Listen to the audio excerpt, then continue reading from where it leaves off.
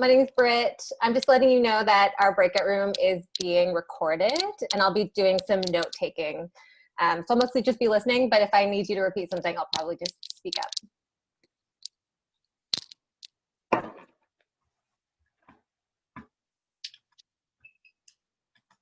I don't know when we begin, or Candace, do we start right away or wait a minute? Yeah, let's start. We've got just under 20 minutes, so let's start with some questions, and then once this is finished, we'll all be going back to the main room. So everybody's combined breakout sessions. We'll note some of the highlights in the closing. So go ahead. You start, Denise. Well, I think it might be good just to hear if anybody has something pressing they want to talk about in response to what was said, and if there's something you heard that you'd really like to address in this conversation. I can say something if that's okay. Of course. I just want to say how profoundly inspiring it is to hear everybody, because as an independent artist creator in dance, it's always struck me as so wrong that everything is so competitive and so everyone for themselves. If I get something good, then there's not enough for somebody else. And if somebody else has something good happen, that's not good for me. It's so completely wrong-headed. And I'm very, very inspired and encouraged to hear that there are other people who are thinking differently, and some people who've been thinking that way for thousands and thousands, hundreds of thousands of years, but it's being more noticed. So thank you. Yeah, can I respond to that? Because I was really struck during the discussion by something Kevin said about doing things in a good way together. And to do things in a good way is not the same as excellence. There's this value called excellence, which is fed into the rhetoric of, well, arts funding in particular, that somehow you've got to be better than everybody else. But being better than everybody else is not doing things in a good way. It's actually very destructive. Yeah. And so this philosophical shift that you're talking about is absolutely central to decolonizing the institutions. And we have to stop them thinking that they are, quotes, centers of excellence. And that's hugely difficult to do, but I think you've gone right to the heart of the issue. So thank you. And thank you.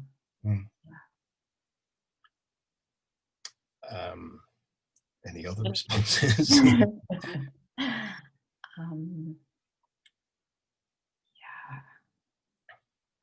I'll say something. So along that sort of same line of thinking, I work with the Atlantic Presenters Association, which is a regional membership-based service organization on the Atlantic coast of Canada. I'm personally in Mi'kma'ki, and something we're really delving into is even the whole language of how we do things like, pitching, showcasing.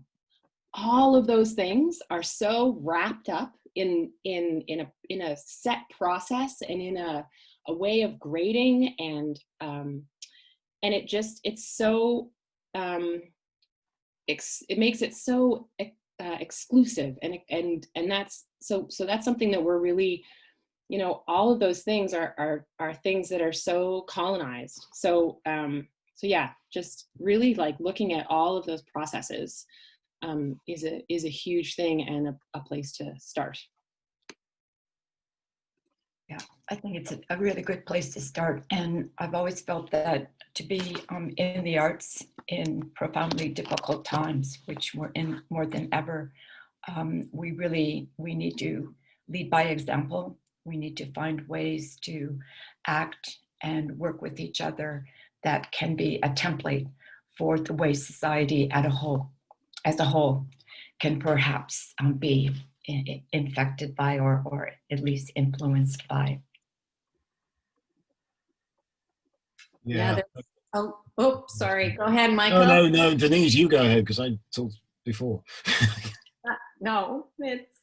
No, I know, but you know, it's you. It's I always hate to use this word because it's being really overused these days, decolonization.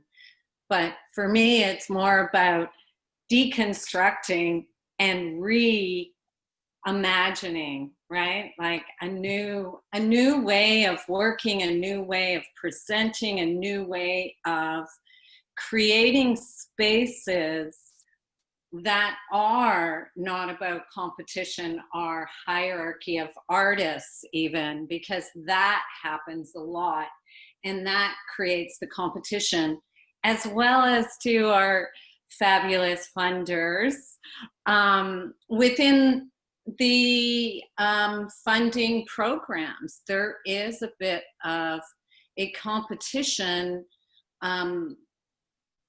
that and hierarchy that takes place there as well, and also a descriptive way of having to always work, right? And only in this sort of little silo of thinking, and I just really wish everything could just be clean slated and rebuilt in a more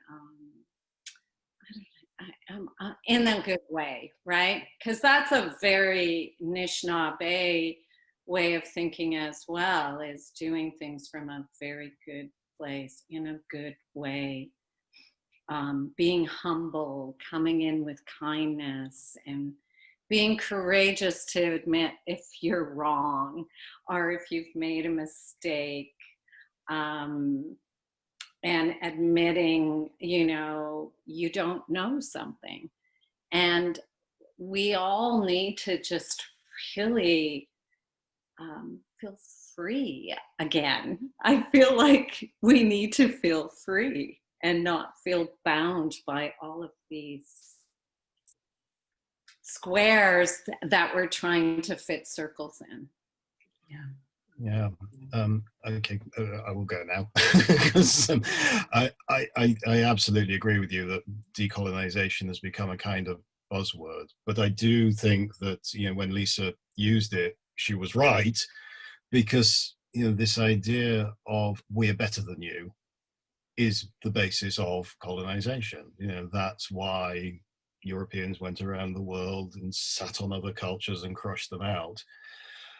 When you decolonize, and then you'll inevitably get a more level playing field. The problem is, what do you put in the place of these structures which were so big? And I'm really struck today by the fact that even though the panel was actually aimed at non-Indigenous producers, the vast majority of the people in the room appear to be Indigenous people and artists, and that's telling us something about the moment that we're at. Because actually, what's going to go into its place is a bottom-up Indigenous movement of renewal.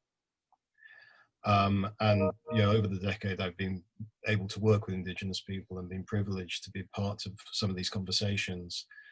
I felt more and more that there is a resurgence in the culture, and there is a sense that people are wanting to be creative about building something new and actually using arts and culture in a way which is small p political and will actually give you that new structure that you're talking about, Denise. So I absolutely echo what you say.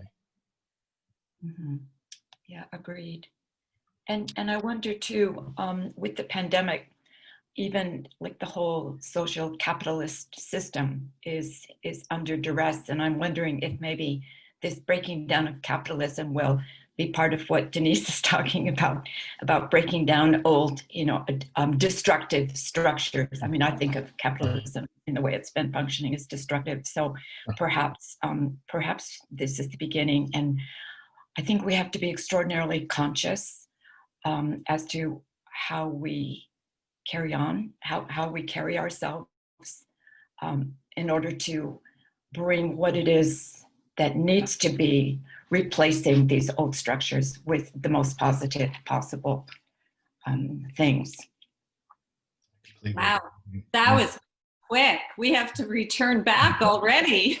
Wow. 25 minutes? Wow. Hey, that point that was being made in the panel about making enough time, Yeah. that was important, right? Yeah. That was actually going to be my question in this panel, was how do we balance the speed at which so many of us are expected to work at with the time that is needed to create real relationships. And we have 26, 25 seconds remaining to do it in. Oh, true. But it's a real challenge we're all working with on a regular basis, and one that, I don't think we're going to get answers to in 12 seconds. And that's part of it, right? Like we're not connected Time. to the land, and land is time. And if we